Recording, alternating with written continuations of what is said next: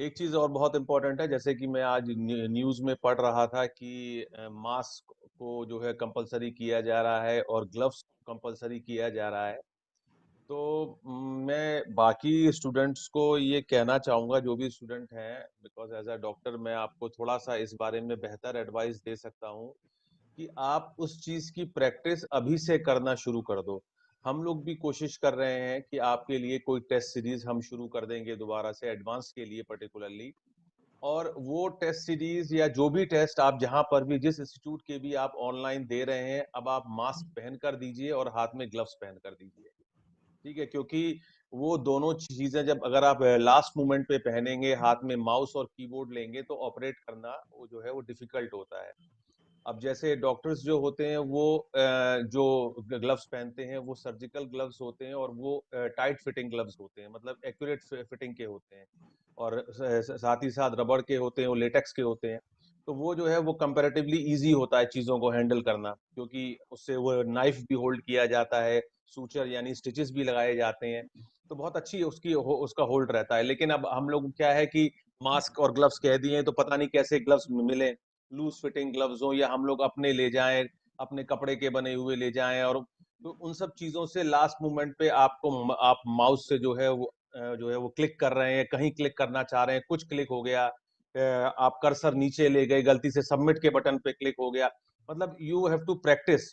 और वो मास्क जो है, सिंपल प्लेन मास्क, जो कि एक सर्जिकल मास्क होता है ग्रीन कलर का या ब्लू कलर का, जो नॉर्मली पहनते हैं, उसको, उस मास्क को आप यूज करिए। उसमें दो तरह के मास्क आते हैं, एक पीछे टाई अप वाला होता है और एक में स्ट्रिंग्स होती हैं, जिनको आप इस तरीके से कान के पीछे आप लगा सकते हैं। तो स्ट्रिंग वाला मास्क आप लीजिए, वो कंफर्टेबल होता है। हल्का सा नोज पे प्रेशर लगा दीजिए तो वो ग्रिप बन जाती है। जो लोग जो है वो चश्मा लगाते हैं, जो स्पेक्स पहनते हैं, हो सकता है थोड़ी फॉगिंग हो, तो वो उसको और टाइट करके या चश्मे को थोड़ा सा आगे की तरफ रख के उसको एडजस्ट कर सकते हैं। ये सारी चीजें आपको अभी करनी है। मेरा मानना ये है कि हम 8-10 एग्जाम्स, वो मिनिमम 8-10 पेपर आप लोग दें। हम भी अरेंज करवाएंगे आपके लिए, प्लस आप जहां से भी दे रहे हो, ये 8-10 पेपर ऑनलाइन बैठ के आप लोग दें, जो है वो सिस्टम के आगे। और ग्लव्स भी पहने और मास्क भी पहने, उसी के साथ दें। क्योंकि ये ना सोचें कि लास्ट मोमेंट पे हम वहां मास्क लगाएंगे और ग्लव्स लगाएंगे, बिकॉज कुछ लोगों के लिए बहुत डिफिकल्ट हो जाता है मास्क पहनना और 3 घंटे बैठना, जिन्होंने आज तक कभी नहीं पहना है। ये बात अलग है कि आप अभी घूम रहे हैं सड़क पे, तो आपने मास्क किसी ने ऐसे लगा रखा है नाक के नीचे, किसी ने ऐसे लगा रखा है। इस तरह मास्क लगाया जाएगा तो प्रॉपर नोज और माउथ कवर रहने चाहिए।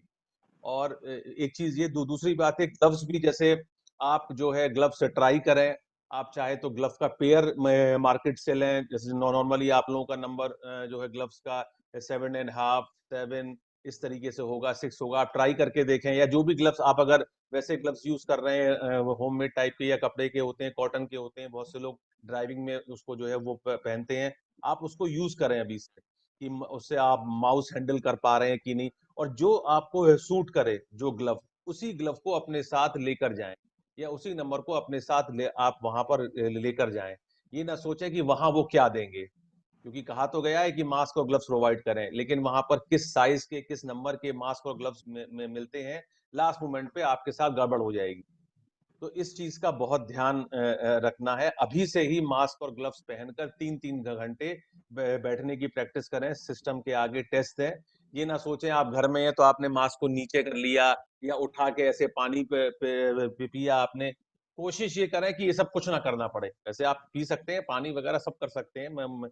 मुझे लगता है कि शायद पानी की परमिशन भी मिले, वो जो है वो बॉटल ले जाने की, ट्रांसपेरेंट वो बॉटल ले जाने की परमिशन में, मुझे मुझे लगता है कि शायद है। बहरहाल मैंने अभी उसका एसओपी जो है वो देखा नहीं है, वो प्रॉपरली उसको एक बार आप लोग पढ़ लीजिएगा। तो लेकिन मैं मास्क और ग्लव्स के बारे में जो चीज आपको बता रहा हूँ वो बहुत इंपॉर्टेंट है।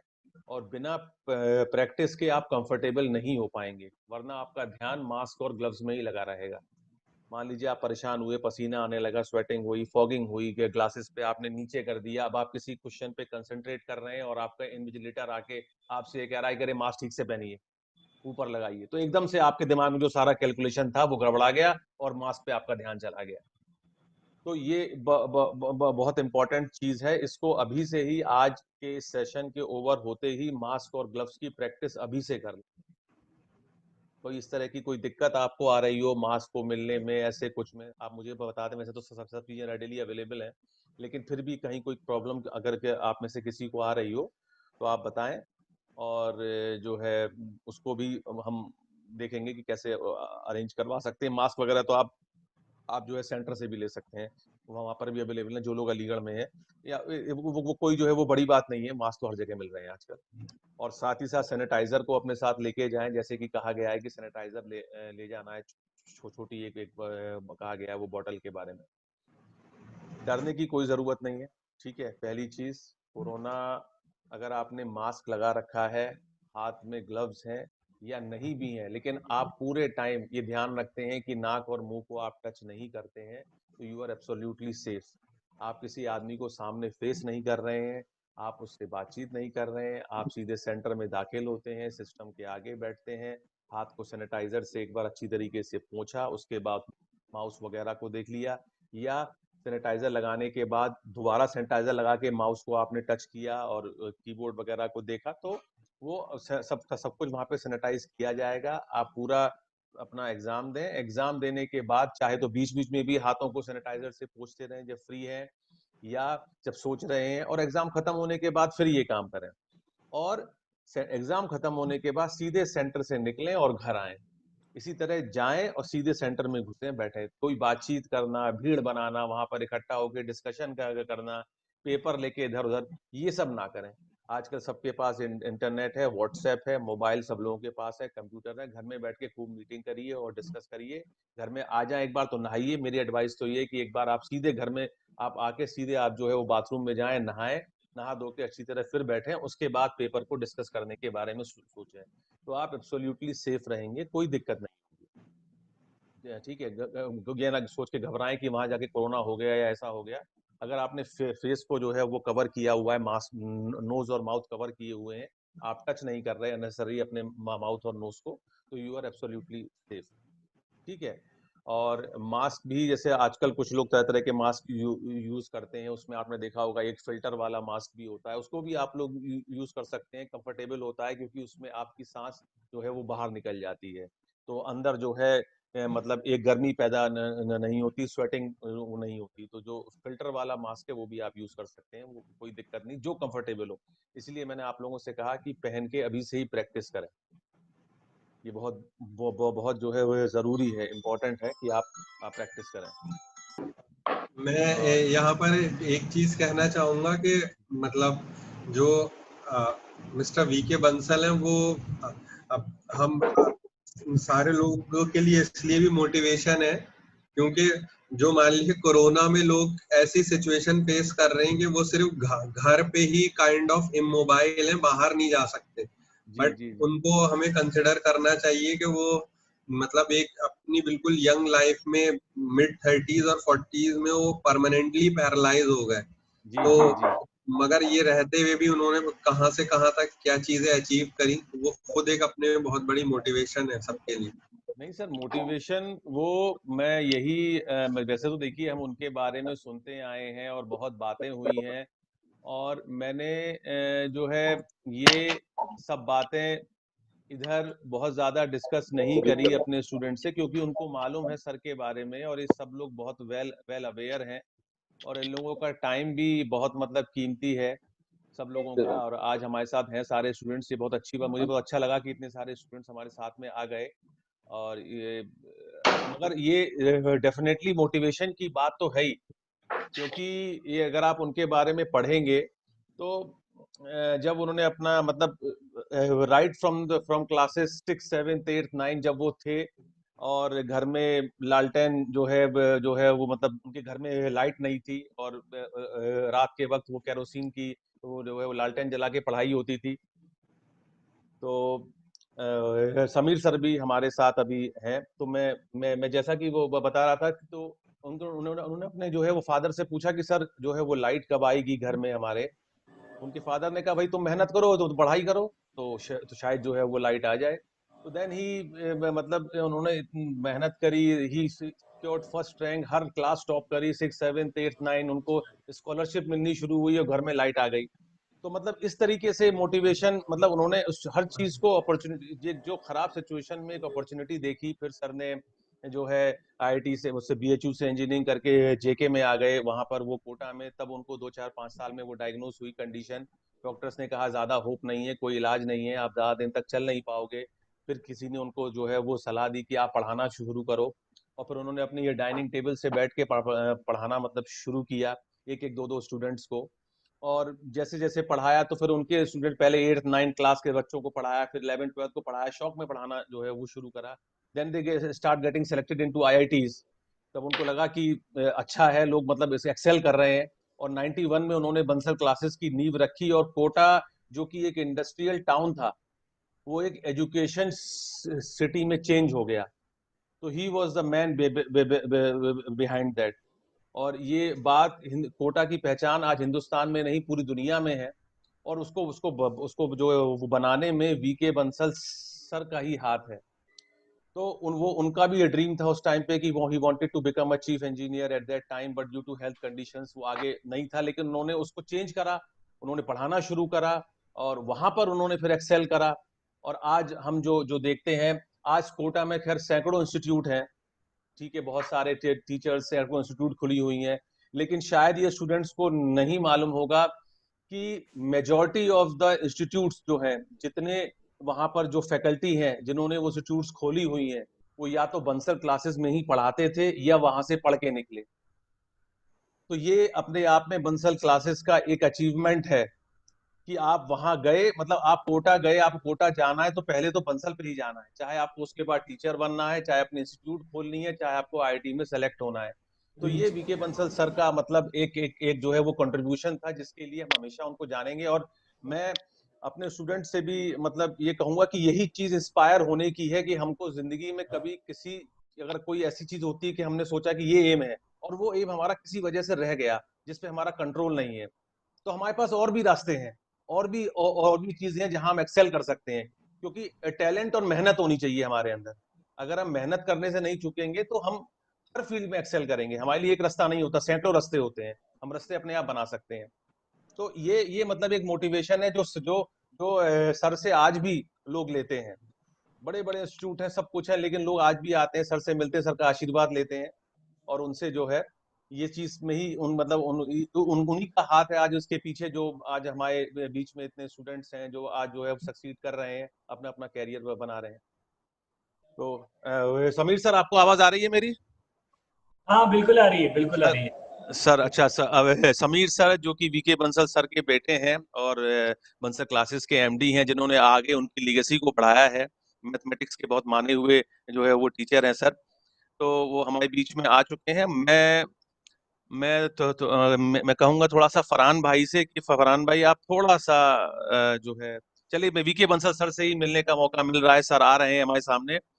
बच्चों, देखो, बहुत ये एक once in a lifetime opportunity है आप लोगों के सामने, कि जिस गुरु की फोटो आपने सेंटर में देखकर एकलव्य की तरह तपस्या करी है, 2 साल 3 साल मेहनत करी है आईआईटी में एक्सेल करने के लिए, आज आपको उनके जो है गुरु जी के वो दर्शन हो रहे हैं डायरेक्ट। और ये बहुत बड़ा मतलब मोमेंट है। सर हमारे साथ है, हमारे बीच में अभी भी सर ने अपना टाइम दिया और यहाँ पर हैं। मैं आप लोगों को इनके, मैं जो है सर क्या इंट्रोडक्शन दूं सर का? सर का नाम ही जो है वो काफी है अपने आप में। और जैसा कि हम सर हमको ज्वाइन करने वाले हैं, आप लोग बहुत ध्यान से सुनिएगा सर की बात को।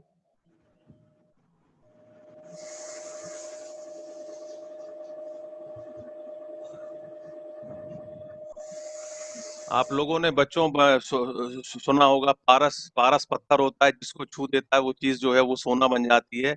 और हमारे सामने आज वीके बंसल सर, जो कि खुद एक पारस पत्थर का ही एक रूप है, वो हमारे सामने है। कितने ही जो है वो बच्चों को उन्होंने वो पढ़ाया, और आईआईटी में उनका सिलेक्शन करवाया। कितने ही लोग उनसे आज भी इंस्पायर होते हैं। मैं सर को बहुत बहुत धन्यवाद देता हूं कि उन्होंने अपना समय दिया यहाँ पर। सर, आपको मेरी तरफ से बहुत बहुत नमस्कार और सादर चरण स्पर्श। आप हमारे बीच में आज आए और हमारे जो बच्चों को, अलीगढ़ ब्रांच के बच्चों को मोटिवेट करने के लिए आपने अपना बहुमूल्य समय हमें हमें दिया। आपका बहुत बहुत धन्यवाद सर। मैं आपको जो है वेलकम करता हूँ। सर, क्या आप सर, आपको मेरी आवाज आ रही है? सर, आप मेरी आवाज सुन पा रहे हैं? हेलो। हेलो। हाँ सर, हेलो। हाँ सर, आपकी आवाज आ रही है सर, हमको आवाज आ रही है सर। आपकी हल्की आ रही है। अच्छा, सॉरी सर, मेरी आवाज हल्की आ रही है सर। अब आ गई सर मेरी आवाज? आपको मेरी आवाज आ रही है सर, मुझे आपकी आवाज आ रही है सर। सर, बिल्कुल साफ आ रही है आपकी आवाज।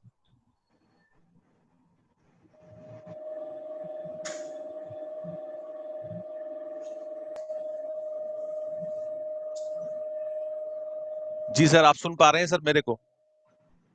हेलो सर, आप सुन पा रहे हैं? सर, मेरे को सुन पा रहे हैं आप? तो हाँ सर, जी सर। अलीगढ़ में पढ़ने वाले सभी मध्यम क्लासेस के बच्चों को मेरा नमस्कार। मुझे बड़ी खुशी हो रही है कि आज मुझसे कहा गया कि आप थोड़ा मोटिवेशन के लिए बच्चों को 2 शब्द बोल दो। एक टीचर जो 30-40 साल से पढ़ा रहा है, अब 2 मिनट में तो कैसे वो भूलेगा? 90 मिनट की आदत पड़ी हुई है, तो 90 में से 0 हटा लो भाई, लेकिन 9 में से भी और 7 मिनट कम कर दिए जाएंगे तो पूरा बेटर आएगा ही नहीं किसी की हालत में। जहाँ तक अलीगढ़ का सवाल है, जैसे ही मैं शब्द सुनता हूँ अलीगढ़, मुझे कुछ कुछ होता है, क्योंकि हमारे जो फोर फादर्स हैं वो सब हाथरस के रहने वाले थे और अलीगढ़ बहुत पास है। और दूसरी चीज, जो हम झांसी शिफ्ट किए वो भी हमारे फादर को अलीगढ़ की दाल मोठ, कुंजी की दाल मोठ कुछ ज्यादा ही उनको अच्छी लगती है। अलीगढ़ की कुंजी की दाल मोठ को तो ये समझते थे कि वर्ल्ड की बेस्ट दाल मोठ है। प्रीवियस रात को जब आप सोए तो दिमाग में स्ट्रेस नहीं लाया कि कई पेपर आने वाला है, फिजिक्स याद है कि नहीं, केमिस्ट्री याद है कि नहीं, मैथ्स याद है कि नहीं, जबरदस्ती सारी चीज रिवाइज करने की कोशिश करते, क्योंकि वो कभी भी रिवाइज आप करेंगे तो आपको लगेगा अरे यार केमिस्ट्री का ये फॉर्मूला भूल गया, मैथ्स का तो ये भूल गया। आप नींद में तो उठ के इन्हें बिल्कुल रिलैक्स सो जाए। और जब सुबह उठे तो सेंटर पे 1 घंटे अगर आप पहले पहुंच जाएंगे, जो भी कहा गया है, तो ऑटोमेटिकली आपकी नर्व बिल्कुल सवाल कर रहे हैं, किस ऑर्डर में सवाल करें। मेरे को ऐसा लगता है कि पहले आप केमिस्ट्री करें, तो फिजिक्स करें, मैथ्स की वैल्यू होता नहीं। तो इसलिए दिमाग में ये तो कभी लाए नहीं, पूरा फिजिक्स केमिस्ट्री मैथ पूरा रिवाइज करें रात को बैठ के, पूरा रिवीजन पॉसिबल नहीं है। This is not possible. हम लोग जब लेक्चर लेने जाते हैं तो पूरा लेक्चर सोच के लिए जाते हैं, पूरा लेक्चर आप वहां बंद करके पढ़ लिया ऑपरेशन ऑटोमेटिकली लेक्चर नोट्स रखे रहते हैं, कलकत्ता देख लेते हैं और भूल गया। तो I must wish you very very very very good luck for this examination. कितनी आप लोग और सर्कमस्टेंसेस में देश की, अपने शहर की और पूरी दुनिया के लिए जो कठिन समस्या हो सकती थी। उस कठिन समस्या में आप लोग बात है उसमें ऑलरेडी मेरी क्रेडिट टू यही पता नहीं लगा है कि इमदाद हुआ या नहीं हुआ। होगा तो कब होगा, यही पूरा साल बर्बाद जाएगा। अब ये तय तो हो चुका है कि पहली और 6 के बीच में यही नहीं मेरी दिल में हुई है। Let us see, I wish God कि ये इमदाद 1 से 6 के बीच हो जाए तो हमारे बच्चों को ये सारा बेशक आगे जाके थोड़ा हायर लेवल कब टाइम में कब। तो thank you very much, thank you very much all the teachers, all the staff, the directors of them, and thank you everybody. Thank you sir, thank you very much sir. आपने अपना बहुमूल्य समय और अपनी अपनी एडवाइस दी हमको, हमारे बच्चों को। आपका बहुत बहुत धन्यवाद सर। और मैं उम्मीद करूंगा कि आपका आशीर्वाद जो है हम सब लोगों के लिए जो है फ्रूटफुल होगा, और हमारे बच्चे आपसे मिलने के बाद जरूर जो है मोटिवेट हुए होंगे, और एग्जाम में वो बहुत अच्छी उनकी जो है वो परफॉर्मेंस होगी, ऐसा मेरा मानना है। ऐसे मेरी दुआ भी है ऊपर वाले से। और हम कोशिश करेंगे कि आपको जो है एक बार फिर से अलीगढ़ सेंटर की तरफ से प्राउड फील करने का मौका दें, कि आपने जो भी अपना ज्ञान हमसे जो है वो शेयर किया है, जो चीज हमको इस लायक समझा आपने कि हम बच्चों को, यहाँ अलीगढ़ के बच्चों को ट्रेन कर सकते, तो हमने अपनी तरफ से पूरी मेहनत करी, पूरी पूरी फैकल्टी ने पूरी मेहनत करी है, और इसी के साथ बच्चों ने पूरा मतलब अपना ध्यान से और मेहनत करके ये पढ़ाई की है। तो हम उम्मीद करते हैं कि इसका हमें बहुत ही अच्छा रिजल्ट देखने को मिलेगा, और हम कोटा आकर आपका आशीर्वाद लेंगे और आपको वो रिजल्ट के बारे में जानकारी देंगे। बहुत बहुत धन्यवाद सर, आपका बहुत बहुत धन्यवाद।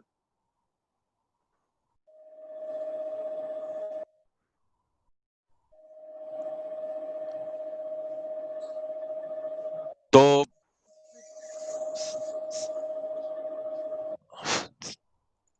सब लोग सुन पा रहे हैं मेरी आवाज को? ठीक है। हाँ, तो मेरी आवाज आ रही है? आप फरहान भाई हैं इधर? जी मैं हूँ। फरहान भाई, अब समीर सर से हमारी जो है आगे बात होगी, वीके बंसल सर से मुलाकात हो गई। मैं तो फरहान भाई पहली बार मिला हूँ सर से, और इतना जो 5 मिनट का 10 मिनट का इंटरेक्शन हुआ मेरे लिए तो यही बहुत था। और मैं सर को देख के मतलब मुझे बहुत बहुत जो है वो खुशी हुई कि जिस जो जो जो परेशानी सर को है, जिसमें लोग लूज होप मतलब होपलेस हो जाते हैं, दे लूज देयर होप, और सर इतना अच्छी तरीके से उसको पढ़ा के उनको मतलब इतनी उनको उसके इतना मोटिवेट हुए वो खुद, कि आज वो हमारे सामने इस कंडीशन में थे कि उन्होंने आके अपनी बातें रखी। और जैसा कि लोगों से कहा भी, यहाँ स्टूडेंट्स ने सुना भी होगा थोड़ा आवाज, सर ने कहा मुझे अलीगढ़ की कुंजीलाल की दालमोट बहुत पसंद है, और वर्ल्ड क्लास दालमोट है वो। बहुत बहुत धन्यवाद सर। और दूसरा सर ने ये भी कहा कि मेरे फोर फादर्स जो थे वो हाथरस को बिलोंग करते थे, हाथरस अलीगढ़ के बराबर में है, तो भाई हाथरस वाले यहाँ पर जो भी हो, हर्षित वगैरह तुम लोगों के पास है मौका कि तुम लोग नाम रोशन करो। चलिए फरहान भाई, मैं चाहूंगा कि समीर सर हमारे साथ में है, थोड़ा सा आप बच्चों को इंट्रोड्यूस करते हैं समीर सर के बारे में। Good afternoon everybody. क्या मेरी आवाज आ रही है बच्चों आपको? आ रही है फरहान भाई? हाँ ठीक है, थैंक यू। बच्चों, समीर सर किसी इंट्रोडक्शन के मोहताज नहीं है, और आप समझिए कि विज्ञान का जो है एक दूसरा रूप है, जो एज का अंतर है, और समय के साथ मुझे लगता है कि we are seeing a new VK Bansal, Sameer Bansal. मैं शॉर्ट में यही और जिस तरह से उन्होंने अपने पिताश्री के सारे गुण जो है अपने अंदर धीरे धीरे ले रहे हैं, मुझे लगता है कि वो समय दूर नहीं कि revival of our Bansal classes will again come into reality in a very short span of time. और समीर सर ने अपनी पूरी कोशिश की है, और उसको उन्होंने as a experimental basis Aligarh को उन्होंने अडॉप्ट किया है। अलीगढ़ सेंटर से ही हम ऐसा एग्जाम्पल सेट करेंगे कि फिर आपको लगे कि हाँ, जो 2007 में जिस तरह से रिजल्ट हमने दिया था, और टेस्ट के लिए एडमिशन के लिए भी बंसल क्लासेस में आपको एक कोचिंग क्लासेस चला करती थी कोटा में बच्चों। डायरेक्ट एडमिशन नहीं होता था बंसल कोचिंग में, उसके लिए कोचिंग इंस्टीट्यूट चलाते थे लोग और उससे क्वालिफाई करते थे, फिर जाकर बंसल में टेस्ट देते थे, तब वो क्वालिफाई करते थे। तो समीर सर का परिचय ब्रीफ में पॉसिबल ही नहीं है इतने कम समय में देना। मैं इतना कह सकता हूँ कि अगर हम जो कहते हैं कि 20,000 प्लस IITians प्रोड्यूस किए हैं, तो मैं समझता हूँ 20,000 प्लस में शायद ही कोई ऐसा बच्चा हो जो किसी समय में समीर सर मैथमेटिक्स की क्लास में डायरेक्टली इनडायरेक्टली ना इन्वॉल्व हुआ हो, उनसे ना लिया हो उनसे लेसन। तो इस तरह से हम कह सकते हैं कि आज के दिन में समीर बंसल सर का योगदान 20,000 प्लस IITian प्रोड्यूस करने में है, जो कि different part of the globe में सर्व कर रहे हैं, अपनी सर्विसेज दे रहे हैं। तो समीर सर का ही ये ब्रेन चाइल्ड था। कुछ समय पहले उन्होंने डॉक्टर रजत से कहा कि मैं चाहता हूँ कि अलीगढ़ के बच्चों को मैं मोटिवेट करूँ और वीके बंसल सर के साथ, हालांकि VK Bansal sir normally centres के साथ इंटरेक्ट नहीं करते हैं क्योंकि अपने स्वास्थ्य के कारण और अपने और दूसरे बिजनेस के कारण, एंगेजमेंट के कारण, लेकिन समीर सर ने कहा नहीं, मैं जो है पापा को किसी तरह से कन्विंस करूंगा और आप लोगों को, बच्चों को, क्योंकि उन्होंने जनवरी का जो रिजल्ट देखा हमारा उससे बहुत संतुष्ट थे और कह रहे थे और बहुत कुछ किया जा सकता है। तो बच्चों, समीर सर ने जो एक बहुत अच्छी बात बताई हम लोगों को ऑफ द रिकॉर्ड कि देखो बंसल से या कहीं से भी जो बच्चे क्वालिफाई करते हैं IIT में, वो एडवांस में आप देखिएगा नॉर्मली जो है वो कोटा से ही करते हैं या फिर उस तरह की बच्चों की मेंटोरिंग हो, मेंटोर ऐसा मिल जाए। तो बच्चे IIT मेंस में तो बहुत अच्छा कर जाते हैं, बहुत अच्छा कर जाते हैं। आप देखिएगा कि डिस्ट्रिक्ट टाउन के बच्चे भी बहुत अच्छा रैंक ले आते हैं, लेकिन एडवांस में करने में थोड़ी समस्या है। उसका कारण यह है कि बच्चों को स्ट्रक्चर्ड वे में कंटेंट डिलीवर हो ही नहीं पाता है छोटे शहरों में। उसका दो कारण होता है। एक तो कारण यह है कि भाई everything carry some cost, attract some cost. अगर आप अच्छी चीज डिलीवर करना चाहते हैं तो उसकी प्राइस भी पे करनी पड़ती है। अब छोटे जगह पे अच्छी फैकल्टी, अच्छे कंटेंट के साथ हम जाना चाहेंगे तो उतने स्टूडेंट्स नहीं मिल पाते हैं। और ये कोई मतलब या तो कोई इतना सोशली कमिटेड हो, इतना मोटिवेटेड हो। तो उन्होंने कहा कि भाई हमें अलीगढ़ में ऐसा कुछ दिख रहा है तो हम without charging you any additional cost हम आपको मोटिवेशन भी देंगे और सपोर्ट भी देंगे। तो एडवांस की तैयारी बच्चों, आपको केवल इसलिए आज बुलाया गया है कि आप लोग जो है, अभी हमारे न्यूक्लियस के बैच के बच्चों को नहीं बुलाया गया या फुल साइकिल, केवल आप लोग स्टर्लिंग या फिर अभी न्यूक्लियस का ओल्ड बैच जो है वो कर रहे हैं, क्योंकि 1 से 6 सितंबर के बाद हम आशा ये करेंगे कि मोर देन 70% बच्चे हमारे एडवांस की प्रिपरेशन करें। They should not look for the NITs। और उस समय आपको ये आपको लगेगा फायदा कि हम बंसल क्लासेस अलीगढ़ से क्यों जुड़े, हम किसी और कोचिंग से क्यों नहीं जुड़े, क्योंकि उस समय बच्चा अपने आप को बहुत ही हेल्पलेस फील करेगा कि भाई मैं सब कुछ करके भी मैं नहीं ले पा रहा हूँ एडवांस की कोई प्रिपरेशन, क्योंकि अलीगढ़ में है ही नहीं वो सुविधा। तो समीर सर का ये कमिटमेंट है, एश्योरेंस है कि जैसे जिन बच्चों ने क्वालिफाई किया, ये टेस्ट दिया और वो अपने आप को कॉम्पिटेंट समझ रहे हैं कि एडवांस की प्रिपरेशन कर सकते हैं, तो हम डायरेक्ट जो भी होगा, जिस तरह की सर्विसेज होगी, कंटेंट लेवल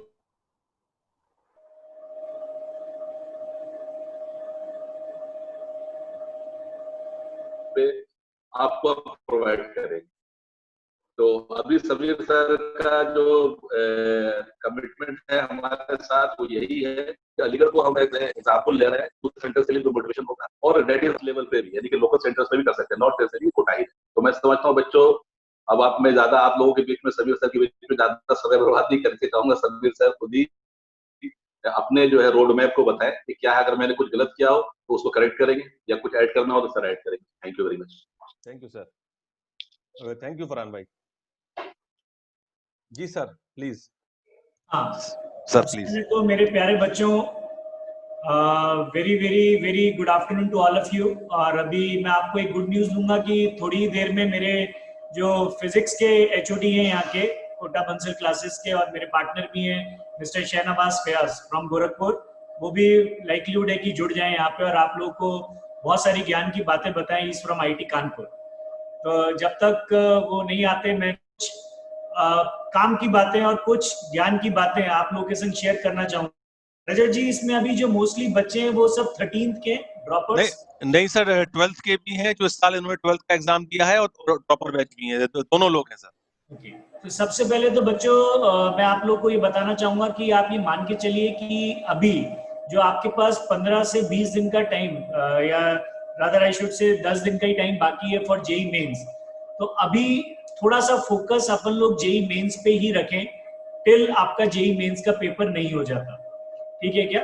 क्योंकि लाइकलीहुड ये है कि पोस्टपोन गवर्नमेंट के हाथ में होता है, नहीं होता वो एक अलग चीज है, but admit card already issue हो गए हैं या होने जा रहे हैं एडमिट कार्ड, तो पेपर तो 99% है कि होगा। तो इस समय थोड़ी सी प्रिपरेशन आपकी ऐसी रहनी चाहिए कि हम मेंस में जिनकी भी परसेंटाइल कम आई है वो उसको इम्प्रूव करने की कोशिश करें। और मैथ्स, फिजिक्स, केमिस्ट्री में इसको चैप्टर्स को 3 कैटेगरीज में डिवाइड कर लें। अब ये 3 कैटेगरीज कौन सी हैं? एक तो जिनका वेटेज बहुत कम होता है मेंस में, एक जिनका मीडियम वेटेज और एक इनका हाई वेटेज। जैसे मैं मैथ्स में बात करूं आपसे बच्चों, तो मैथ्स में आप ये मान के चलिए जो 25 क्वेश्चंस आपसे पूछे जाने वाले हैं मेंस में, उसमें vector 3D, conic section and entire calculus, ये आपका काफी स्ट्रांग होना चाहिए। प्लस जो मेंस के टॉपिक्स हैं, 4 एडिशनल टॉपिक्स जो हैं, that is relation, statistics, mathematical reasoning, Heights and distance, इनको अच्छे से करें क्योंकि इस पे जो सवाल आता है वो श्योर शॉट आपसे हो जाएगा। तो अब मीडियम कैटेगरी या जिसका वेटेज कम रहता है, कुछ ऐसे चैप्टर्स आप खुद पिक कर सकते हैं बेटा मैथ्स में। जैसे कि सपोज मैं आपसे बोलूं कि लॉगरिथम, तो लॉगरिथम का कोई ऐसा वेटेज नहीं है कि वो पूछा ही जाएगा या नहीं पूछा जाएगा, आ भी सकता है नहीं भी आ सकता, बट लॉग हुआ। या फॉर एग्जांपल एरिया की हम बात करें तो एरिया में से सवाल आने की प्रोबेबिलिटी काफी कम है क्योंकि एरिया किसी और चैप्टर के साथ भी हुक्ड अप हो जाता है, ठीक है क्या?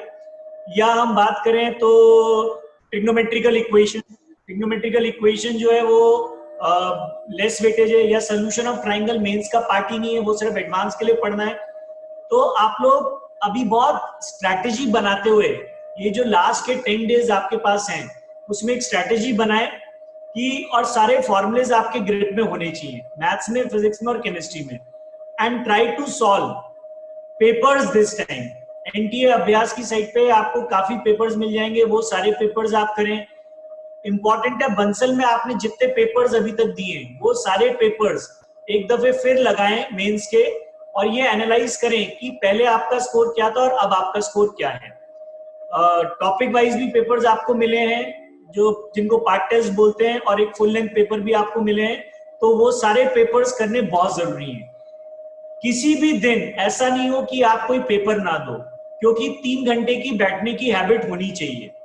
आप कोशिश करें कि ये जो 10 डेज का जो है, तो एक मैराथन सेशन आपका होना चाहिए जिसमें 3 घंटे का मेंस का पेपर आपको एवरीडे देना है। हर दिन आपको 3 घंटे का पेपर देना है बच्चों, ठीक है क्या?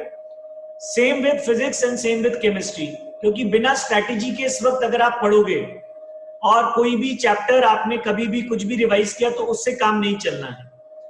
इंपॉर्टेंट चैप्टर्स पहचाने कि किसका वेटेज ज्यादा आता है, और इंपॉर्टेंट है कि अभी जो जनवरी के अटेम्प्ट में 6 पेपर्स हुए थे, उन 6 पेपर्स को दोबारा करके देखें, क्योंकि जनवरी वाले अटेम्प्ट जो हुआ था, जनवरी वाला अटेम्प्ट, उसमें आपने एक ही पेपर दिया होगा, और अगर अभी तक आपने 6 पेपर्स देख लिए इट्स फाइन, नहीं देखें तो उन 6 पेपर्स को करें, क्योंकि ट्रस्ट मी मेंस का पैटर्न उसी के आसपास आपको दिखेगा, उससे बहुत ज्यादा डेविएट नहीं होना है, ठीक है क्या? लेवल ऑफ टफनेस वही रहनी है। इंपॉर्टेंट मेंस के पेपर में थोड़ी सी बच्चों आपको स्पीड मेंटेन करने की जरूरत है, लेकिन स्पीड के साथ साथ एक्यूरेसी को ना भूल जाए, ठीक है क्या?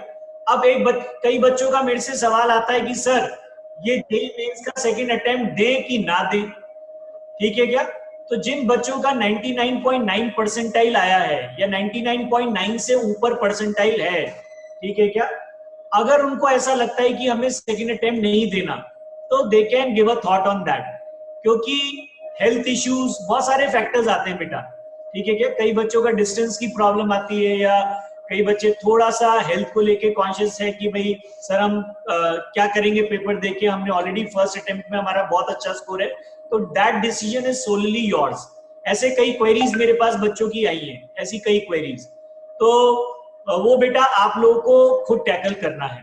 और जैसा कि मैंने फरहान जी से और रजत जी से बोला भी है कि आफ्टर मेंस मैं कुछ अपने स्पेशल वीडियो लेक्चर्स, और फयाज सर के और जो मेरा केमिस्ट्री के एचओडी हैं, हम कोशिश करेंगे कि किसी तरह से जूम पे जो भी सिलेक्टिव बच्चे हैं एडवांस के, ठीक है क्या, उनको डेफिनेटली फ्लेवर देंगे बंसल कोटा का। ऑलरेडी वो फ्लेवर आपको वहां मिल रहा है, काफी अच्छे टीचर्स हैं अलीगढ़ में, मैं देख रहा हूँ बहुत मेहनत से पढ़ा रहे हैं।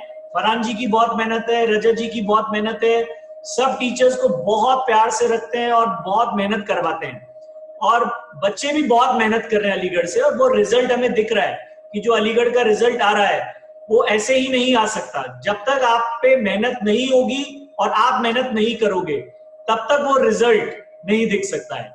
लेकिन ये मेरी तरफ से मैं आज आप लोगों को प्रॉमिस करके जा रहा हूं कि अगर पेपर हुआ, जो कि 99% प्रोबेबिलिटी की होगा, तो आफ्टर 6 सितंबर मैं डेफिनेटली अपनी कम से कम 7 to 10 लेक्चर्स मैथ्स के आप लोगों के लिए रखूंगा, और कोशिश करूंगा कि वन शॉट में एक एक चैप्टर का रिवीजन आपको फास्ट कराते जाऊं। और एक गुड न्यूज बच्चों आप लोगों के लिए ये है कि मेरी एडवांस के लिए एक बुक अभी बहुत जल्द रिलीज होने वाली है, जिसमें मैंने 1000 चैलेंजिंग प्रॉब्लम्स डाले हैं। तो वो मैं रजत जी को भिजवा दूंगा अपने अलीगढ़ के बच्चों के लिए, और वो आपके लिए बहुत फ्रूटफुल साबित होगी। आप मेंस टू एडवांस अगर आपने वो सारे सवाल कर लिए बेटा, और उसमें मैंने सेक्शन वाइज सवाल दिए, सिंगल करेक्ट अलग, मोर देन वन अलग, कॉम्प्रिहेंशन अलग और इंटीजर टाइप अलग, अगर वो आपने 1000 प्रॉब्लम प्रैक्टिस कर लिए तो ट्रस्ट मी बेटा पूरी मैथ्स रिवाइज हो जाएगी और कुछ करने की जरूरत नहीं है। ठीक है क्या? तो बहुत ज्यादा तो मैं क्या बोलूं, बट बच्चों यही बोलूंगा कि कोई भी दिन आपका वेस्ट नहीं होना चाहिए, दिमाग आइडियल नहीं होना चाहिए, कुछ ना कुछ मतलब दिन में कम से कम आपकी 7 to 8 आवर्स की सेल्फ स्टडी आनी चाहिए, सेल्फ स्टडी। और उसके अलावा 3 घंटे का एक पेपर आपको देना है, डेली एक पेपर जरूर दें। तो ट्रस्ट में बेटा, एक बार जेई मेंस में हम 99 परसेंटाइल 98 से ऊपर लाते हैं तो उसका एक कॉन्फिडेंस ही अलग होता है। और अब तक मैं मानता हूं आप लोगों को टाइम बहुत मिल गया है, तो आपने काफी अच्छी तैयारी कर ली होगी। ठीक, रजत जी, फयाज सर जुड़ चुके हैं क्या? हाँ जी सर, आ गए सर फैयाज सर आ चुके हैं। तो मैं फयाज सर का इंट्रोडक्शन कराना चाहूंगा, मैं खुद चाहूंगा कि मैं उनका इंट्रोडक्शन कराऊं, मुझे दिख नहीं रहे सर। है फैयाज सर हैं। तो फयाज सर जो है वो आप मानिए कि हम लोग दोनों सेम एज ग्रुप के हैं, और उन्होंने भी जेई 97 में दिया था और मैंने भी जेई 97 में दिया था। फर्क इतना है कि मेरा सिलेक्शन नहीं हुआ था और उनका सिलेक्शन बहुत अच्छी रैंक से हुआ था। सर कैमरा ऑन कर दीजिए sir, Faiyaz sir camera on कर सकते हो तो कर दीजिए अगर पॉसिबल हो, एक बार अपनी शक्ल भी देख लें। यस फयाज सर, आप कैमरा ऑन कर लें अपना।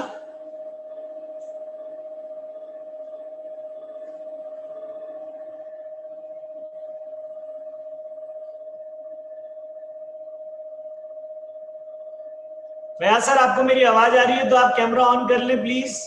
हाँ, आवाज तो आ रही है। मेरी आवाज आ रही है आपको? आ रही है सर। आपकी आवाज आ रही है। हाँ, तो पता नहीं क्या प्रॉब्लम है, असल में हम थोड़ा ये जूम यूज कम किए ना, उसी वजह से लग रहा है कि मेन टाइम पे कुछ अच्छा, तो चलिए खैर आपकी आवाज ही सुन लेंगे, अगर वीडियो नहीं दिख रहा तो कोई दिक्कत नहीं है। बट मैं फयाज सर के बारे में बता रहा था। फयाज सर एक बहुत अच्छे टीचर होने के साथ साथ एक बहुत अच्छे इंसान भी हैं, और आई थिंक इनको 20 साल हो गए या उससे ज्यादा भी हो सकते हैं फिजिक्स पढ़ाते हुए, और काफी टॉपर्स इन्होंने निकाल दिए। और पिछले 3 साल से ये मेरे संग एसोसिएटेड है बंसल क्लासेस कोटा में और एज एन एचओडी, और अब मेरे पार्टनर भी बन गए यहाँ पे बंसल क्लासेस कोटा में। तो फयाज सर की जितनी तारीफ करूं मैं उतनी ही कम है। बच्चे इनके जबरदस्त फैन है, और मेरा और फयाज सर का कोऑर्डिनेशन जब बच्चों को मिलता है तो बच्चे मंत्रमुग्ध हो जाते हैं। ठीक है क्या? क्योंकि मतलब chemistry is also equally important, but maths and physics पिछले 5 साल से आईटी में काफी टफ आ रही है। तो मैं चाहूंगा कि फयाज सर कुछ ज्ञान की बातें हमारे अलीगढ़ के बच्चों को बताएं, ताकि आने वाले मेंस में और एडवांस में बच्चों का फायदा हो। तो सर मैं आपको माइक हैंड ओवर कर रहा हूँ। फयाज सर, कुछ बातें आप की बातें बताएं। Thank you Sameer sir. देखो बच्चों, पहले तो ये कि अब जबकि 10 दिन बचा है, तो मेरा ऐसा मानना है कि इसके पहले के टाइम में तुमने जो भी किया होगा तो कहीं ना कहीं वो प्रिपरेशन हुई होगी। तो पहले तो ये कि अब आने वाले 10 दिन में किसी भी तरह का टेंशन या हेडेक मत लेना। क्योंकि इतने तैयारी के बावजूद भी होता क्या है कि लास्ट मोमेंट पे लगता है कि ये नहीं हुआ, ये नहीं हुआ, ये नहीं हुआ। इसका हेडेक अब मत लो। हमको आज भी याद है 97 में जब हम पेपर देने जा रहे थे, तब तो मेंस और एडवांस होता नहीं था, बस जो है वो सब्जेक्टिव पेपर होता था। तो एक मई में हुआ था, और तुम लोग को शायद पता हो कि जेईई हिस्ट्री में 97 में ही पेपर कैंसिल हुआ था। तो हमको याद है कि मई में हम पेपर देने जा रहे थे, लास्ट मोमेंट पे हमको याद आने लगा कि जैसे हमको लाइक एलसी ऑसिलेशन देखना रह गया, या ये देखना रह गया, वो देखना रह गया। खैर पेपर हो गया, अगले दिन इवनिंग में डिक्लेयर हो गया कि पेपर कैंसिल हो गया। तो फिर जो बचे हुए टाइम को उसको भी हमने यूज किया अच्छे से। जुलाई में फिर पेपर हुआ। जुलाई में भी जब हम पेपर देने जा रहे थे तो लास्ट मोमेंट पे वही कैफियत थी कि ये रह गया, ये रह गया, ये रह गया। तो हकीकत यही है कि वो तुम जब भी पेपर देने जा रहे होगे तो तुम्हारे मन में ये बातें आएंगी, तो उससे घबराने की जरूरत नहीं है। मेरा जो 10 दिन के लिए सजेशन है, बहुत कुछ समीर सर ने बोल ही दिया है कि एक तो ये कि जो मेमोरी बेस्ड चीजें हैं, जैसे एक तो होता है एप्लीकेशन बेस्ड, एक होता है मेमोरी बेस्ड।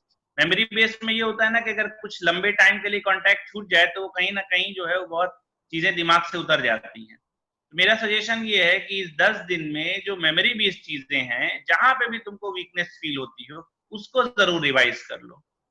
अच्छा, फिर अगर तुम पेपर अटेम्प्ट करते हो, किसी वजह से किसी पेपर में तुम्हारे नंबर कम आ जाते हैं, तो जैसे हमने पहले बोला, इसका हेडेक लेने की जरूरत नहीं है। ये बस प्रैक्टिस के लिए है, ये सिर्फ सिलेबस से टच बनाए रखने के लिए। तीसरा ये कि अगर स्पेसिफिक टॉपिक बैठ के पढ़ रहे हो, उसके कंपैरिजन में हम तुमको पेपर ही सजेस्ट करेंगे, क्योंकि आज मतलब अभी तुमको जो है पूरे सिलेबस पे कमांड चाहिए। किसी एक टॉपिक के मान लो ना होने से भी ऐसा नहीं कि तुमको बहुत ज्यादा डेंट आएगा, लेकिन होता क्या है कि अगर तुम किसी एक टॉपिक को पढ़ना शुरू किए, 10-5 दिन उसी को प्रिपेयर करते रह गए, तो एडवांटेज को तो बहुत ज्यादा उम्मीद नहीं है, लेकिन बाकी चीजें ना होने की वजह से बाकी में डेंट लगने के बहुत ज्यादा चांसेस हैं। इसलिए पेपर करो। अच्छा, पेपर में किसी वजह से किसी प्रॉब्लम में डाउट आ जाता है तो उस डाउट को अब पेंडिंग मत रखना। जो भी तुम्हारे जो है टीचर्स हैं, जिनसे भी तुम्हारा कांटेक्ट है, उसको फिर पूछ के, या आपस में कोई ग्रुप हो तो डिस्कस करके अब उसको फाइनल करो। अब ये मत सोचना कि नहीं मैं फिर ट्राई करूंगा। इस 10 दिन में तुमको कहीं ना कहीं पूरे सिलेबस के प्रॉब्लम अटेम्प्ट करने हैं, और जहां डाउट आ रहा है वो डिस्कस करके उसको फाइनल करना है, ताकि बाय चांस कुछ मिलता जुलता अगर आ भी जाए पेपर में, तो तुमको बाद में ये अफसोस ना रहे कि देखो इस तरह का डाउट आया था, मैं पूछ लिया होता तो पेपर में हो जाता। और ये भी कि इस 10 दिन में मेंस के लेवल पर ही अपने आप को प्रैक्टिस करो। ऐसा नहीं है कि तुम अभी एडवांस की तैयारी करने लगो। अब जब मेंस का पेपर हो जाए उसके बाद ही तुम एडवांस पर फोकस करना। बाकी सारी बातें जो है समीर सर ने कह ही दिया है। मेरी तरफ से तुम सबको बेस्ट विशेष हैं। होपफुली तुम लोग अच्छा से अच्छा करोगे, तो बस all the best. Thank you Faiyaz sir. आपसे जैसे होता है ना कि कोई ऑफर चलता है कि ये लिया तो साथ में ये हिडन मिल गया आपको प्राइज। इसी तरीके से आज हम लोगों को बहुत खुशी हुई कि वीके बंसल सर और समीर सर के साथ साथ आपकी भी आवाज सुनने को मिली और आपकी भी एडवाइस मिली। ये हमारे लिए एक सरप्राइज था जो कि समीर सर ने आज जो है वो सुबह ही हमको उसके बारे में जानकारी दी थी। तो सर बहुत आपकी बात से जरूर बच्चों को जो है वो मोटिवेशन मिला होगा। अब कुछ सवाल है मेरे पास जो जो जो बच्चों के आए हुए हैं, और इसके अलावा जो यहाँ पर है वो भी आपसे पूछेंगे। आप लोगों से सभी से वो सवाल है, समीर सर से और फैयाज सर से। तो कुछ ये 3-4 सवाल मैं आपसे पूछ लेता हूँ, उसके बाद मैं यहाँ जो स्टूडेंट्स हैं उनसे कहूंगा कि उनके उसके अलावा भी कोई सवाल हो तो वो आपसे पूछे। इसमें एक मेरे पास आया था कि how to avoid silly calculation mistakes. देखिए, ये जो बच्चों का है ना, ये सिली कैलकुलेशन, ये तो मतलब समझिए बहुत कॉमन प्रॉब्लम। और ये भी है कि बच्चा जानबूझ के नहीं करता है, लेकिन हम तुमसे ये कहेंगे कि अगले 10 दिन जो भी तुम पेपर करो, होता क्या है कि जैसे मान लीजिए पेपर में 25-25-25-75 प्रॉब्लम है, तो हर बच्चा क्या समझता है ना कि हमको एनी हाउ ये 75 करना है, जबकि वो इस बात पे नहीं ध्यान देता है कि मैटर ये नहीं करता है कि तुमने 75 किए कि नहीं, मैटर ये करता है कि तुमने कितने किए और वो सही है और ऐसे कितने ज्यादा है। तो जो तुम इधर प्रैक्टिस करो तो प्रैक्टिस के पहले कहीं ना कहीं तुम एक अपने आप से बात करो कि गलती नहीं होनी चाहिए, भले वो 25 की जगह 20 हो रही है, लेकिन 20 ही प्रॉब्लम हो पा रहे हैं, लेकिन गलती नहीं हो रही है।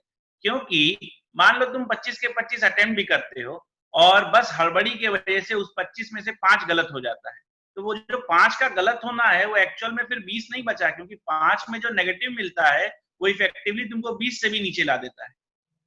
तो ये एक माइंडसेट है। ये देखो, गेम को समझने की कोशिश करो। अगर आप गेम को समझे बिना बस रेस लगाने लगेंगे तो उससे जरूरी नहीं कि तुमको सक्सेस मिले।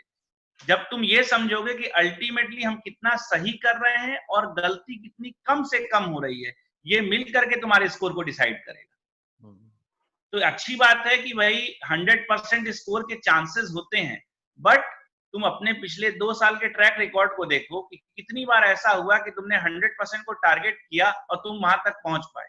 मोस्ट लाइकली ज्यादातर बच्चों के साथ ऐसा होता है कि उस चक्कर में वो बहुत सी गलतियां करते हैं। फायदा क्या हुआ? वो बस कहने को रह गया।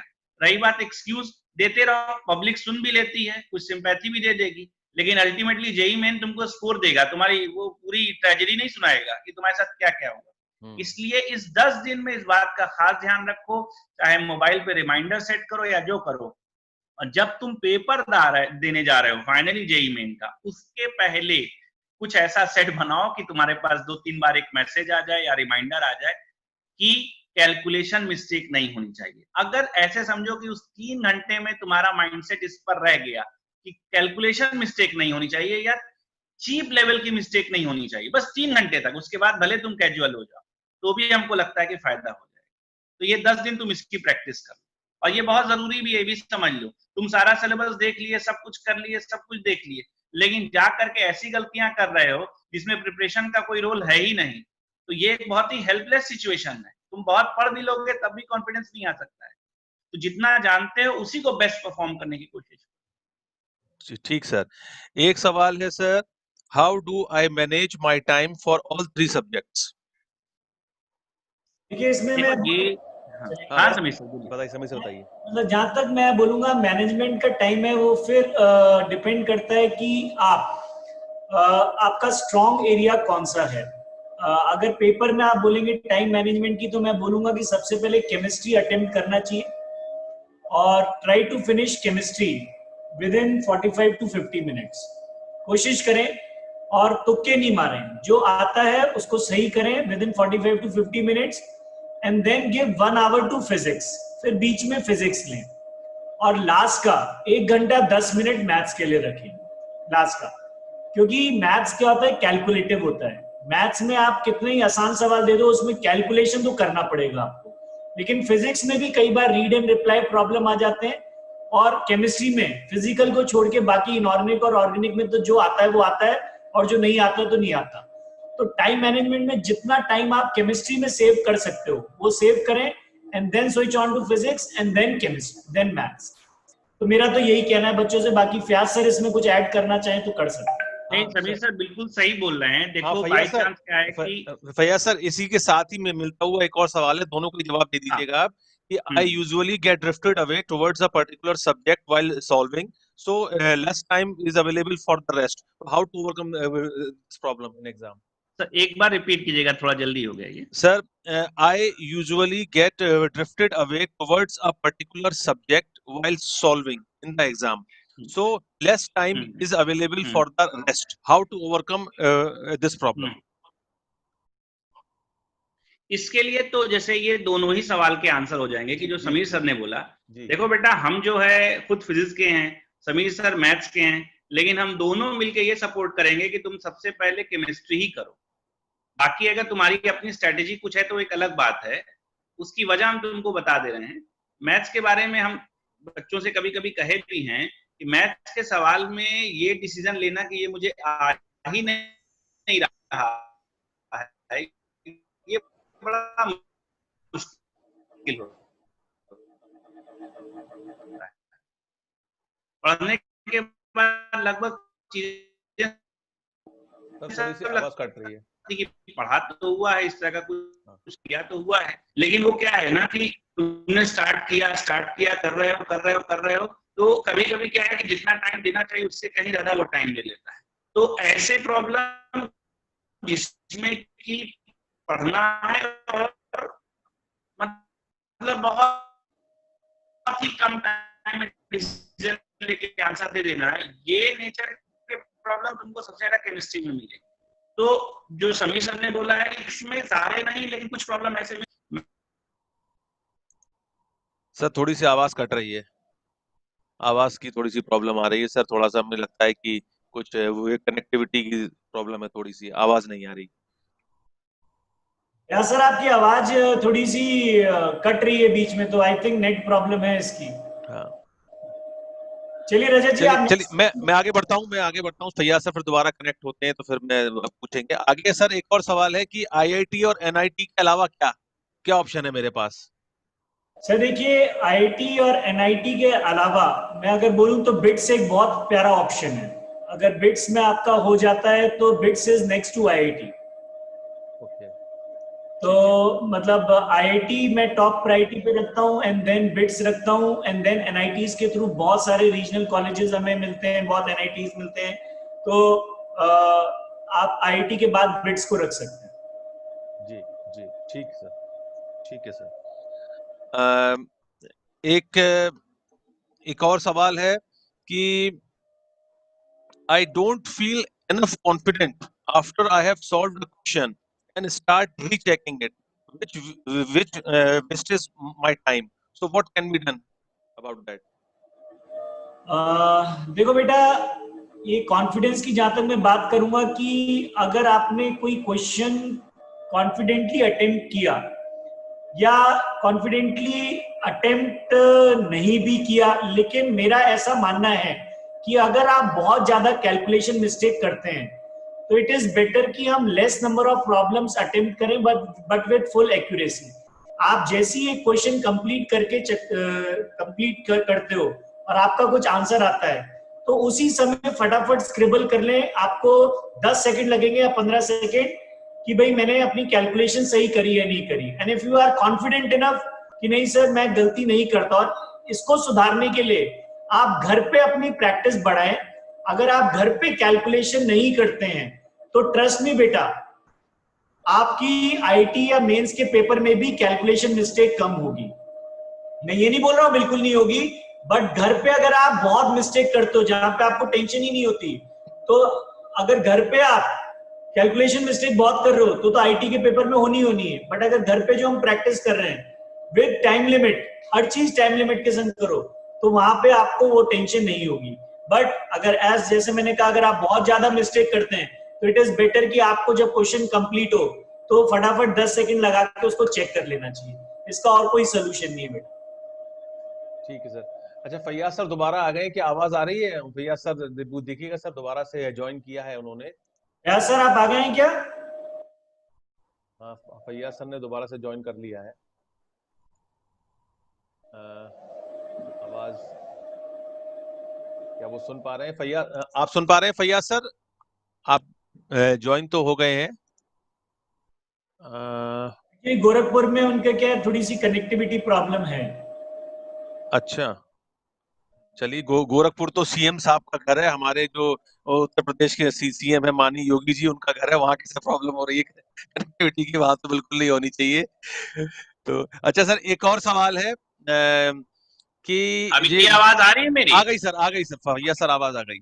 मैं हाँ सर एक और सवाल मैं आपसे पूछना चाहूंगा जो मेरे पास आया है, जो कि एक आउट ऑफ द कॉन्टेक्स्ट वाला सवाल है कि बच्चों का ये भी कहना है, बच्चों का, कि पेरेंट्स जो है वो लगातार प्रेशर बना रहे हैं, रोज एग्जाम पढ़ो पढ़ाई करो, एग्जाम है। और लॉकडाउन की वजह से ना मैं बाहर जा पा रहा हूँ, ना अपने दोस्तों से इंटरेक्ट कर पा रहा हूँ, मेरा कोई मतलब दिमाग कहीं और मतलब जहाँ फ्री होना चाहिए माइंड वो नहीं हो पा रहा है, तो मुझे बहुत फ्रस्ट्रेशन हो रहा है और मैं पढ़ाई से दूर होता जा रहा हूँ, डिस्ट्रैक्ट होता जा रहा हूँ। इसके लिए मैं अब क्या करूँ?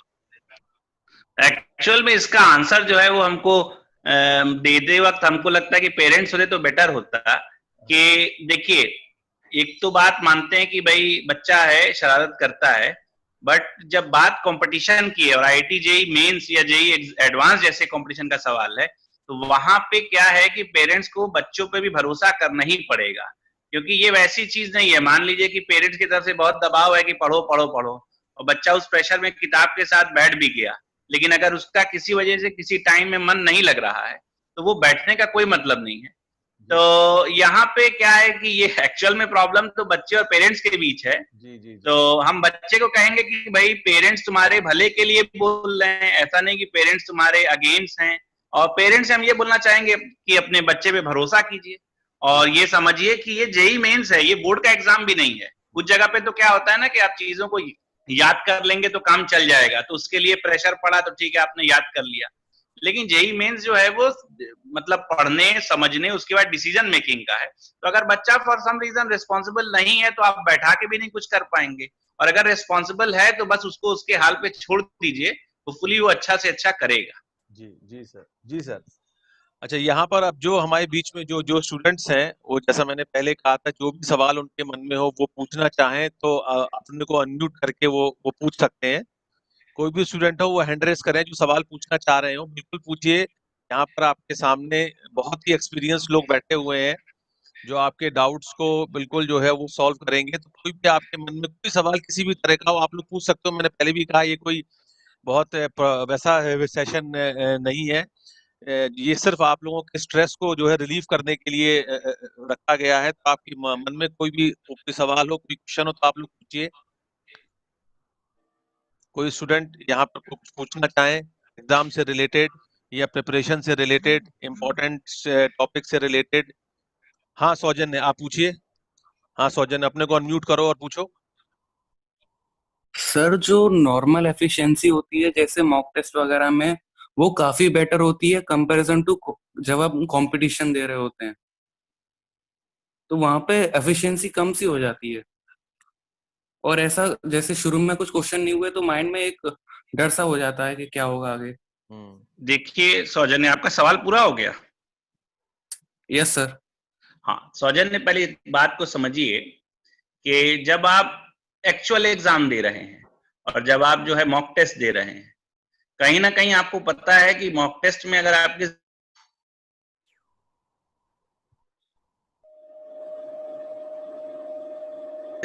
आ गए तो उससे कुछ नहीं होना है, कुछ बिगड़ना नहीं है। दे रहे हैं तो आप कहीं ना कहीं एक डर में हैं कि यहाँ की कोई भी गलती जो है वो काउंट होगी। तो एक तो वो प्रेशर होता है।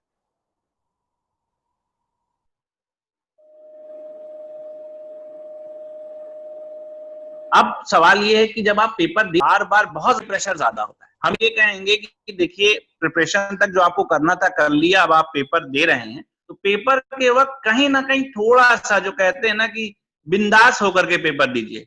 देखिए तो होगा वो, मतलब जो होना है वो होके रहेगा, आप उसको बदल नहीं सकते हैं। लेकिन अगर आप उसकी चिंता इतना ज्यादा कर रहे हैं कि पेपर में आपकी परफॉर्मेंस ही बिगड़ जाए तो फिर वैसी चिंता का कोई मतलब नहीं। इसलिए मेरा बस ये सजेशन है कि पेपर के वक्त में बहुत ज्यादा प्रेशर लेकर के मत दीजिए कि अगर गलत हुआ तो क्या, अगर ये सवाल गलत हुआ तो क्या। थोड़ा सा रिलैक्स होकर के, कूल होकर के पेपर दीजिए। और फर्क वही है, क्योंकि आप वहां की हर गलती काउंट होने वाली है, वो ऑन पेपर आने वाली है, वो आपके सर्टिफिकेट में काउंट होगी। कहीं ना कहीं उसका प्रेशर होता है, इस वजह से उस प्रेशर को जिसने अपने ऊपर ज्यादा ले लिया तो उसकी परफॉर्मेंस गिर जाती है, जो हमें लगता है। बाकी समीर सर अगर बोलना चाहें कुछ। सौजन्य बेटा, मैं इसमें सिर्फ एक ही चीज बोलूंगा कि आप जिस भी तीनों सब्जेक्ट में कॉन्फिडेंट हो, if you are confident in physics, if you are confident in chemistry या if you are confident in maths, तो अगर आपको स्ट्रेटेजी वैसे बनानी हो तो वैसे बना ले कि अगर आप मैथ्स में कॉन्फिडेंट हैं तो आप सबसे पहले फिर मैथ्स अटेम्प्ट करें, बट ये मान के अटेम्प्ट नहीं करें कि पेपर आसान होगा और आपसे सारे सवाल हो जाएंगे। बट अगर आपका एफिनिटी मैथ्स में ज्यादा है तो आपको जो शुरू के आधे घंटे की जो नर्वस है आपकी, वो मिटा देगी, क्योंकि अगर आपसे सवाल मैथ्स में एफिनिटी ज्यादा है आपकी और अगर आपने 1 घंटा शुरू में मैथ्स को देना है और आपने वो देख के आउट ऑफ 25 क्वेश्चंस 16-17 क्वेश्चंस भी कर लिए, तो आपके आगे की पेपर में कॉन्फिडेंस काफी अच्छा बढ़ जाता है आपका। या अगर आपकी वास्तव में केमिस्ट्री अच्छी है तो जैसा कि हम लोग कह रहे हैं कि केमिस्ट्री पहले अटेम्प्ट करें, तो वो आपकी नर्वसनेस वैसी हटा देगी, क्योंकि शुरू के जो हाफ एन आवर होते हैं वो बहुत क्रिटिकल होते हैं। और कभी बेटा ऐसा हो भी जाए कि आपसे शुरू के 15-20 मिनट में कोई क्वेश्चन नहीं हो रहे, तो अपने आप से बातें करो वहां पे, अपने आप को कॉन्फिडेंस दो कि यार ये किसी से भी नहीं हो रहा होगा, पेपर बहुत टफ है, या कम ऑन ऐसा करते हैं कि फिजिक्स का सेक्शन छोड़ के केमिस्ट्री पे आते हैं और पहले केमिस्ट्री करते हैं। पेपर टफ, सबके लिए टफ बना होगा, तो इससे अपने आप से भी बातें करनी चाहिए बेटा एग्जाम सेंटर में, उससे थोड़ा सा कॉन्फिडेंस फील होता है और थोड़ा अच्छा फील होता है। नर्वस होने की कहीं जरूरत नहीं है, क्योंकि अगर पेपर टफ है तो सबके लिए टफ है और आसान है तो सबके लिए आसान है, ये रिलेटिव टर्म। ठीक है, ठीक है सर। और कोई सवाल, और कोई क्वेश्चन पूछना चाहे तो अपना हैंड रेस करे या डायरेक्टली अनम्यूट। हाँ हाँ विशेष पूछो। सर इस बार क्या कहते हैं, जनवरी से पार्टिसिपेंट्स कम हो जाएंगे तो कंपटीशन बढ़ेगा या घटने के चांसेस है? हेलो सर, आवाज आ रही है? आ गई आवाज, आ गई हाँ। तुम्हारी। सर तो ऐसे इसका आप बोलो ना, बोलूं? आपको सवाल हो गया सर, क्लियर हो गया क्वेश्चन आपको? हाँ हाँ समीर सर आप बोलेंगे? हाँ बेटा, मेरे को लगता नहीं कि कंपटीशन किसी लेवल से कम होगा। कंपटीशन, नंबर ऑफ पार्टिसिपेंट अगर पहले से कम भी बैठे हैं तो वो तो सब एवरेज लेके रैंक निकालते हैं। तो जिस बच्चे की बहुत अच्छी परसेंटाइल आई है 99.99, हो सकता है वो ना दे पेपर, बट उसके ना देने से मेरे हिसाब से कंपटीशन कम हो जाएगा, ऐसा मुझे नहीं लगता। बाकी फयाज सर कुछ बोलना चाहे तो ठीक है। भाई इसमें भी हम ये बोलना चाहेंगे कि एक बात याद रखो कि कंपटीशन में मान लो कहीं पे 10 लाख पार्टिसिपेंट हैं, तो असल में कंपटीशन उस 10 लाख में पीछे के 9 लाख से होता ही नहीं है। इसमें ये मैटर करता है कि तुम्हारे आगे कितने कम से कम है। जितने तुम्हारे आगे या तुमसे बेटर रैंक वाले कम से कम है, तुम्हारी वही पोजीशन है। तो यहाँ पे अगर मान लो कैंडिडेट कम भी हो गए हैं, तो जहां तक मेरा दिमाग कहता है, जहां तक मेरा एक्सपीरियंस कहता है, जो रिलेटिवली अच्छी परफॉर्मेंस देने वाले बच्चे हैं वो डेफिनेटली जनवरी से लेकर के अगस्त तक में जम के प्रिपरेशन किए होंगे और वो एक अच्छी टक्कर देंगे। और एक हम डायलॉग कहते हैं ना कभी कभी क्लास में कि भाई किसी को AIR 2 बनाने के लिए बस एक ही बच्चा काफी होता है, उसके लिए पूरी भीड़ नहीं होती है। तो बस अगर तुमको मेरी बात समझ में आई हो तो होपफुली हमको लगता है तुम्हें मेरी बात समझ में आई होगी। तो नंबर पे मत जाओ। नंबर मतलब तुम कभी ये थोड़ी ना बताते हो कि मेरे पीछे 9 लाख बच्चे थे, तुम ये बताओगे कि मेरे आगे 10,000 बच्चे थे इसलिए तुम्हारी रैंक 10,000 है। तो ये चीज है, कंपटीशन वाले तो करेंगे, बच्चे अच्छा करेंगे। ठीक है सर इस बार मार्क्स कितने बढ़ने के चांसेस हैं अगर हम देखें पहले जितने जनवरी में जितने पे आ गए थे? क्या चीज, क्या कह रहे हो एक बार फिर से? जैसे कि 99 परसेंटाइल जनवरी में 175 के आसपास आ गई थी, तो अब सितंबर में मैं कितना सोचूंगी सर इतने पे आ जाएगी? बेटा वो कहीं ना कहीं पेपर पे भी डिपेंड करता है, लेकिन हम तुमसे फिर कह रहे हैं कि मेरा अंदाजा है कि कहीं पे भी तुम रियायत की उम्मीद मत करना। हमें ऐसा लगता है कि सितंबर का जो सेशन होगा वो जनवरी से बच्चों के लिए मतलब आपस में एक टफ कंपटीशन होगा, रिलेटिवली टफर कंपटीशन होगा। इसको इजी मत एक्सपेक्ट करना कहीं भी, क्योंकि पढ़ने वाले बच्चे ने इस टाइम का जम के यूज किया होगा। जी जी जी ठीक है सर। और कोई क्वेश्चन कोई और पूछना चाहे? और कोई स्टूडेंट अपना हैंड रेस करें और पूछ सकते हैं। अभी और भी कोई मन में बात आ रही है तो पूछ लो भाई, कैसी भी बात हो मन में तो पूछ सकते हो, कोई आगे जवाब नहीं मिलेगा उस चीज का। एग्जाम से जस्ट पहले जो भी दिमाग में हो कंफ्यूजन उसको दूर कर लो। अभी कोई और है अपना हैंड रेस करके बताएं। क्या कोई सवाल पूछना है किसी को,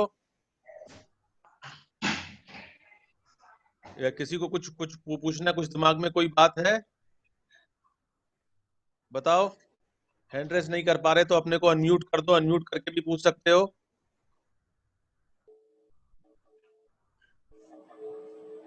मेरी आवाज तो आ रही होगी सबको।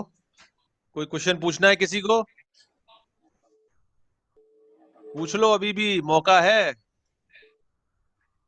ये कोई ऐसा वो नहीं है कि टीवी की तरह ऑन करा टीवी और फिर वो बंद कर दिया। लाइव इंटरेक्शन है।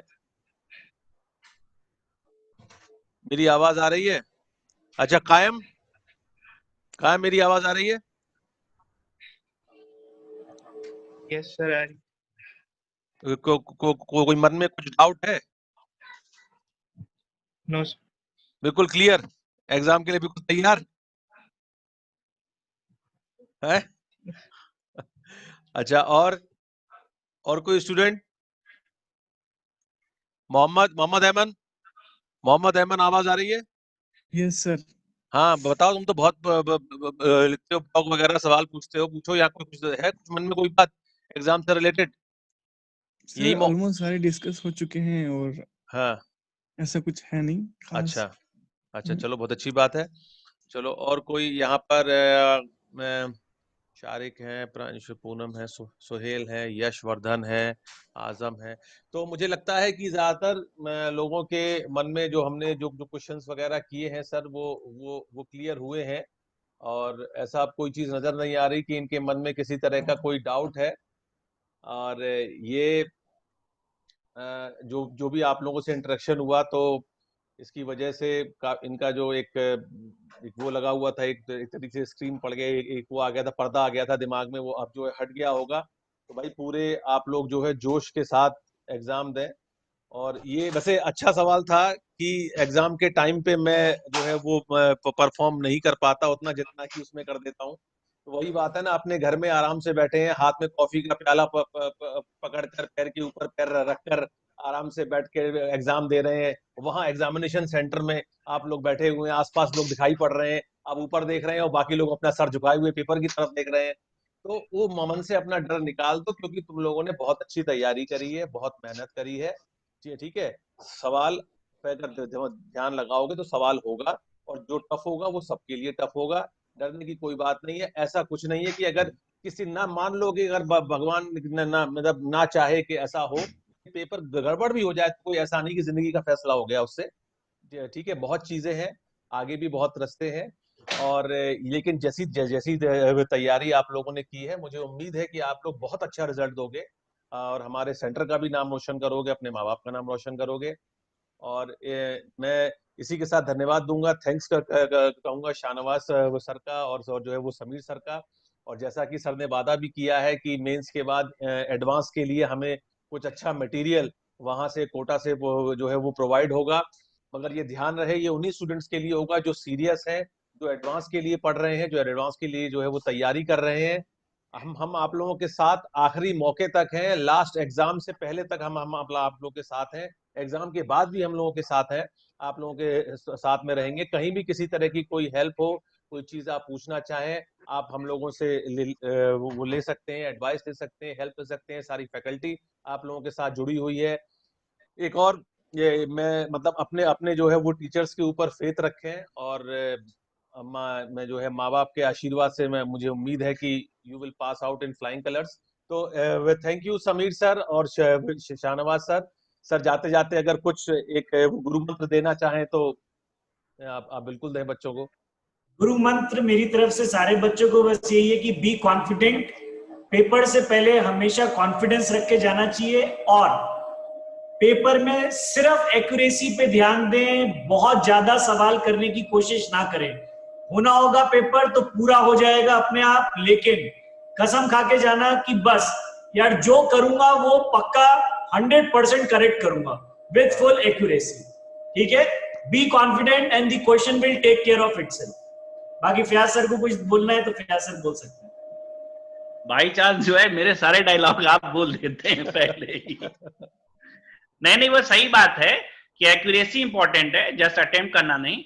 और इस वक्त अननेसेसरी अपने आप को 10 दिन में इवेल्युएट मत करो, जस्ट प्रैक्टिस और पूरे कॉन्फिडेंस के साथ जाकर के पेपर दो, घबराने की जरूरत नहीं है। अगर बार बार इवेल्युएट करने लगोगे, 10 बातें सोचने लगोगे, तो उससे अल्टीमेटली लॉस में रहोगे, कोई उससे फायदा नहीं होगा। बस सिलेबस को रिवाइज कर लो और बिना किसी प्रेशर के जाकर के पेपर। ठीक है सर। सर मैं लास्ट में एक सवाल मेरे पर और आया है, अभी जाते जाते बस पूछ रहा हूं, मैं आपसे ज्यादा समय नहीं लूंगा। एक दो लोगों का ये डाउट आया है कि अब इस 10 दिन में हमें मेंस पर ही कंसंट्रेट करना है या एडवांस के बारे में सोचना है। हमारी परसेंटाइल 98 के ऊपर है, अब हमें लास्ट के 10 दिनों में क्या करना है? मेरे हिसाब से पूरी तरह से मेंस पे फोकस करें अभी 10 दिन। मेरा भी यही कहना है इसमें कि अभी पूरी तरह से मेंस में फोकस करें। ठीक है सर। ठीक है सर। तो thank you sir, thank you very much. आपने अपना कीमती समय दिया, बच्चों से इंटरेक्ट किया, उनका कॉन्फिडेंस बढ़ाया, उनको मोटिवेट किया। आप लोगों को, हम लोगों की तरफ से, अलीगढ़ सेंटर, सारी फैकल्टी, सबकी तरफ से बहुत बहुत धन्यवाद, बहुत बहुत शुक्रिया सर आपका। और भविष्य में भी ऐसे आप लोग से हेल्प हम जो है वो लेते रहेंगे, आपसे जुड़े रहेंगे, और आप लोगों की जो है वो गाइडेंस में हम लोग आगे इसी तरीके से काम करते रहेंगे, और ऊपर वाले ने चाहा तो बहुत अच्छा रिजल्ट आपको देंगे। And thank you Fayaz sir. Thank you sir, thank you very much sir. तो बच्चों, इसी के साथ ये सेशन हम इसको जो है एंड करते हैं, और मुझे उम्मीद है कि आप लोग इससे जरूर कुछ ना कुछ अच्छी बात लेके अपने साथ जाएंगे और अच्छा करके आएंगे। तो thank you all of you, all the best, have a good day, be safe. जो मैंने बात बताई है, मास्क और ग्लव्स के साथ प्रैक्टिस करनी है, वो शुरू कर दो आज से, बहुत जरूरी है। वहां जब जाओगे तो बिल्कुल ट्रेन हो जाओगे, बिल्कुल एक्सपर्ट हो जाओगे मास्क और ग्लव्स को यूज करने में। ठीक है, तो okay, have a good day, thank you sir.